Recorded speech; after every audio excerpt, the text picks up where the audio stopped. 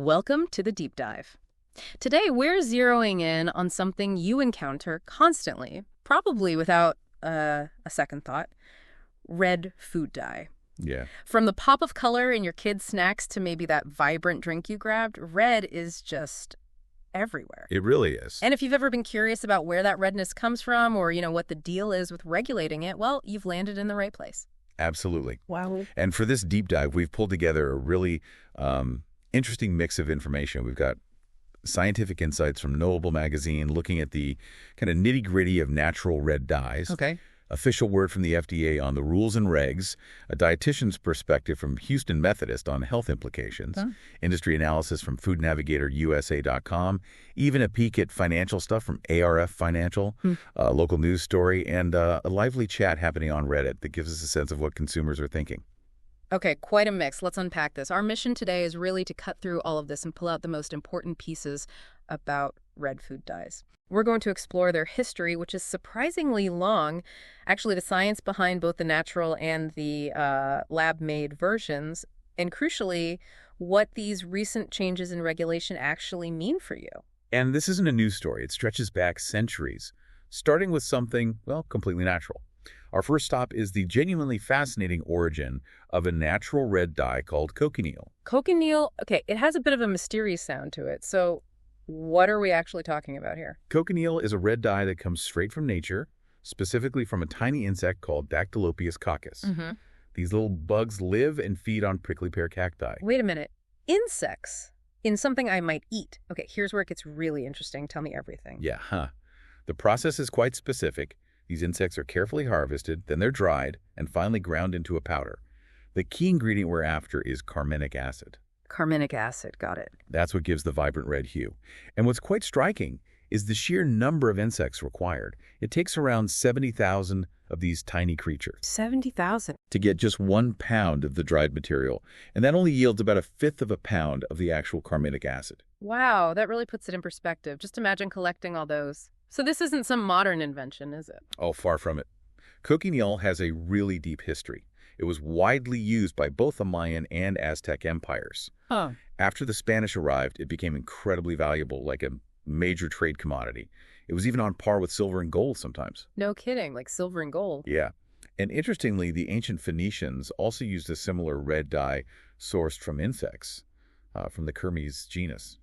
So this color has been part of human history for a very, very long time. Where's cochineal produced today? Still around. Oh, yeah. Right now, Peru is the biggest producer, with Mexico, Chile, Argentina, and Spain's Canary Islands also contributing. And what's remarkable is that many of the traditional methods for harvesting and processing are largely still in use. But our Knowable magazine article talks about a move towards lab-grown carminic acid. That sounds like a pretty significant shift. It certainly could be. Scientists are exploring using genetic engineering in microbes. Microbes, like bacteria. Exactly, like the fungus Aspergillus nigilans and the bacterium E. coli, to produce carminic acid. The big hopes here are for a more affordable, faster, and ultimately, more sustainable way to get this red color. Right. Plus, it offers a potential alternative for people following vegan or vegetarian diets, and also for those with concerns about insect-derived ingredients or allergies. That makes a lot of sense. No more relying on harvesting tiny bugs. Has this lab-grown approach actually worked? Are they doing it? Yes, researchers have successfully managed to produce carminic acid using these microbes. And get this, one study estimated that a large fermentation tank, growing engineered E. coli for just 5 days, could produce the same amount of carminic acid as cochineal bugs, living on over 2 acres of prickly pear for a whole year. Wow, 5 days versus year on 2 acres. It's a huge difference. Synthetic biologist Rasmus Franson described this as a potential paradigm shift. Think about how this might, democratize access to natural red dye, potentially impacting industries beyond just food. That's mind-blowing. But are there any challenges with making bug dye in a lab? It sounds almost too easy. Absolutely. There are definitely hurdles. The carminic acid molecule itself has a complex structure, which makes it difficult to produce efficiently, large quantities and cost-effectively. Okay. And scientists still don't have a complete understanding of the precise biochemical steps that cochineal insects use to create it naturally. So we're kind of trying to reverse engineer something without the full blueprint. Right. That sounds like a complicated puzzle. But our source also hinted that there might be advantages to this lab-grown approach beyond just, copying the natural dye. Yeah, what's really interesting is the potential to create better colors and maybe better biological activity through this microbial engineering, according to microbial engineer Young-Soo Jin. Better pet. Yeah, imagine being able to fine-tune the color for specific uses or maybe even enhance certain properties. It opens up possibilities. But what about how people will feel about eating something produced by genetically engineered microbes? Is there going to be, a concern about the ick factor or GMOs? That's a very valid point. Public perception of GMOs is definitely something to consider. However, researchers like Sang-Yep Lee are optimistic. They think consumers focused on environmental sustainability and health might be willing to embrace it. Okay. It's a trade-off, isn't it?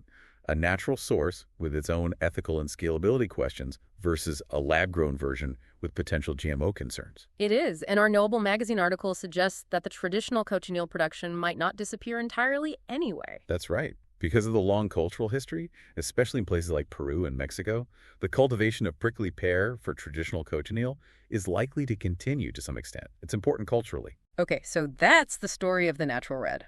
Fascinating stuff.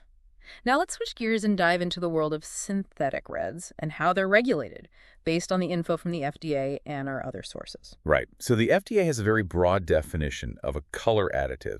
It's basically any substance that can impart color to food, drugs, cosmetics, or even your body. Any substance? Yeah. This includes things you might not immediately think of, like black, white, and gray, and also substances that create color through a chemical reaction.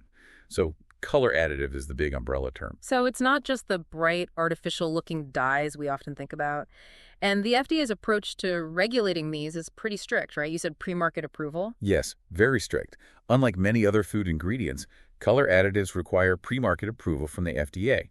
There's no generally recognized as safe or GRAS exemptions for them. No GRAS list for colors. And the FDA has been regulating these for a long, long time. Started way back in the 1880s because of worries about really dangerous substances like lead, arsenic, and mercury being used to color things. Lead and arsenic. Wow. Yeah. That sounds terrifying. What were some of the first steps in getting these regulations in place? Well, the 1906 Food and Drugs Act was a crucial first step. It prohibited using poisonous colors in candy and stopped food from being colored just to hide damage or spoilage. Makes sense. Then in 1907, the USDA issued a list of 7 approved colors for food. Over time, this list grew, and by 1931, there were 15 approved colors, including 6 of the synthetic dyes we actually still use today, like blue number 1, yellow number 5, and very relevant to our discussion, red number 3. Red number 3 showing up early. And then there was even more comprehensive legislation later on. Absolutely. The 1938 Federal Food, Drug, and Cosmetic Act expanded government oversight significantly. It brought cosmetics under regulation for the first time. Okay. For color additives, it mandated that only harmless and suitable coal tar colors could be listed, and it made certifying color batches mandatory. But the big one for our story is the 1960 color additive amendments. Right. What were the key changes with those amendments? They formally defined what a color additive is and stated that only those listed as suitable and safe for a specific use could be used. These amendments also included the very well-known Delaney Clause. The Delaney Clause. I've heard of that. Yeah, it prohibits the FDA from approving any color additive shown to cause cancer in humans or animals. This clause is absolutely central to the red dye number 3 story.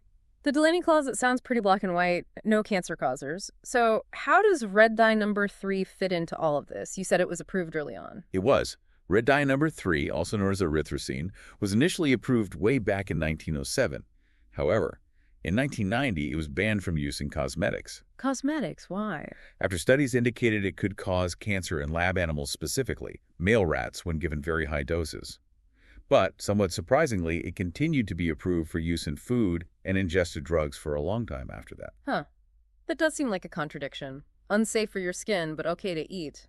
Weird, right? It is a bit strange to think about. So what's changed recently? Yeah, what's the latest? This is where the recent developments come in. After reviewing a petition in 2022, the FDA has now decided to revoke its authorization for red dye number 3 in food and ingested drugs, specifically citing the Delaney Clause. Finally. Yeah. The deadlines are set. January 15, 2027 for food products and January 18, 2028 for ingested drugs. So it's finally being phased out of what we consume. Okay, so it's definitely on its way out of our food. But I feel like I've seen some discussion and debate around this decision. It wasn't completely straightforward. There has been debate. Some people argue that the animal studies involved extremely high doses of the dye, like much higher than a person would typically consume. Right. And they question whether the way cancer developed in those rats is really applicable to humans. But it's also worth noting, as our sources mentioned, that red dye number 3 has been banned in other countries like Australia and New Zealand for quite a while now. Right, so the U.S. was a bit behind on that one. Our Houston Methodist source pointed out that many food manufacturers had actually started moving away from red dye number 3 even before this official ban. That's a really important point. Growing consumer demand for more natural ingredients and just increasing concerns about synthetic additives have led many companies to proactively reformulate products to avoid it anyway. Still, where might someone still encounter red dye number 3 in their grocery shopping before these deadlines hit? Is it still common? According to Amanda Beaver, the dietitian we heard from at Houston Methodist, it could still be in a surprisingly wide range of products. Think about some fruit cocktails, that bright red candy corn. Oh, yeah, candy corn. Even certain protein shakes, ice pops, some sausages, lollipops, puddings, vegetarian meat alternatives, bacon bits, strawberry milk, jelly beans, lots of colorful candies, some colored beverages, and even strawberry ice cream bars. Wow, it's really in a lot of stuff. It really highlights why it's always a good idea to check those ingredient labels. Definitely. And this move away from red dye number 3 seems to fit into a bigger picture, doesn't it? Our FDA source from May 2025 mentioned a broader effort to phase out petroleum-based dyes. Yes, exactly. That announcement specifically highlighted the FDA approving 3 new color additive petitions for colors derived from natural sources. It aligns with a stated priority to shift away from synthetic petroleum-based dyes as part of an initiative aimed at promoting healthier food choices. So what's the ripple effect of this red dye number 3 ban on the food industry? It can't be as simple as just finding a red substitute, right? You're absolutely right. It's not simple. Manufacturers will need to reformulate a significant number of products. That can be a substantial undertaking and come with considerable costs. Yeah. They'll need to find alternative colorings that not only provide the right shade, but also maintain stability and work well within the existing product formulas. It's a real R&D challenge for some. And our ERA financial source even brought up the point that there are now financial assistance options emerging for businesses that need help with these reformulation costs. Exactly. The expense of research, development, changes to production lines can be significant, especially for smaller companies. So these financial tools are being developed to help businesses navigate this transition and ensure compliance. But it also sounds like this could be a catalyst for innovation, maybe pushing the industry to explore and use more natural coloring options. Definitely. The ban creates a clear demand for effective and appealing natural color alternatives. We're already seeing ingredients like beet juice, purple sweet potato extract, annatto extract, beetroot powder, caramel, beta-carotene, grape skin extract, purple carrot juice, all being explored as potential replacements. Okay, lots of options there. But are these natural alternatives without their own set of challenges? Our article from foodnavigator.usa.com touched on this, didn't it? It did indeed. One of the major hurdles is the strong psychological link that consumers often have between a food's color and its expected flavor. Yeah. If a product's color changes, even if the flavor is identical, consumers might perceive a difference in taste and could be, less likely to buy it. Yeah. We really do eat with our eyes first. That makes perfect sense. What are some of the other challenges with switching to natural? Well, supply chain limitations are another significant issue. Natural colors come from agricultural sources. Right. Farming. So their availability and quality can be affected by things like weather, farming practices, harvest yields. Scaling up the cultivation and processing of these natural sources to meet mass production demand takes time and investment. And unlike those lab-created synthetic dyes, natural colors might not be as stable over time, right? They might fade or change. That's correct. They can have a shorter shelf life, potentially need specific storage like refrigeration, which adds cost. Also, quality control can be more complex compared to synthetic dyes, which undergo that rigorous FDA batch certification for consistency and purity. So while there's definitely a consumer preference for natural, there are some very real practical and logistical hurdles for food manufacturers to overcome. And the Food Navigator piece also touched on the potential cost implications, higher prices. Yes, initially, natural colors can be more expensive to source and process than synthetics. However, some industry experts suggest this initial cost increase could potentially be offset by gaining more market share. Because people want natural. Exactly. Many consumers seem willing to pay a bit more for products labeled with natural ingredients.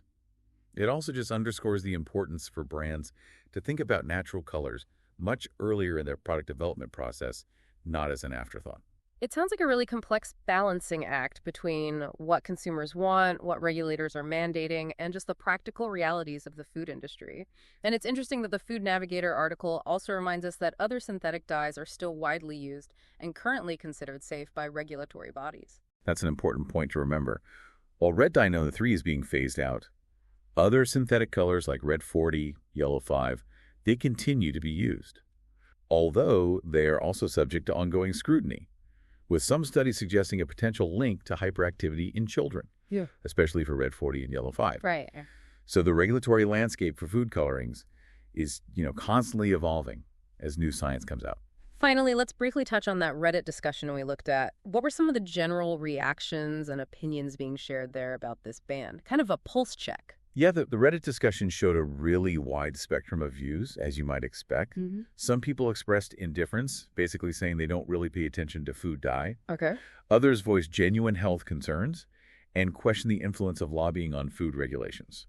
There were comparisons made to other regulated things like cigarettes and alcohol, and some users speculated that the ban on red dye No. 3 might be more of a performative action, maybe aligning with new administration priorities, especially given its previous ban in cosmetics and, the fact it was already banned elsewhere. It really highlights that the public's understanding and perception of food dyes and the regulations around them is just as varied and complex as all the scientific and historical information we've been discussing. Absolutely. And it underscores this ongoing dialogue around food safety, the role of government regulation in our food supply, and that constant balancing act between consumer choice and public health.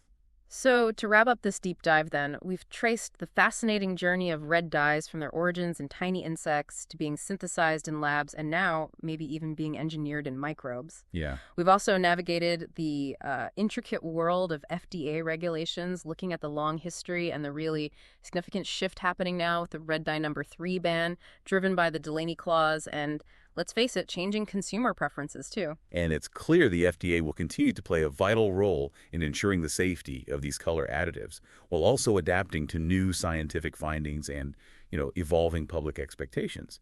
The move away from red dye No. 3 is a big step, but it also brings both challenges and opportunities for the food industry as they explore and implement these natural alternatives. So the next time you encounter those vibrant red colors in your food, maybe take a moment to think about the incredible history and the complex interplay of science, regulation, and even economics that brings those colors to your plate. It really makes you wonder, what other seemingly simple aspects of our daily lives have such surprisingly deep and intricate stories behind them? Thanks for joining us on this deep dive.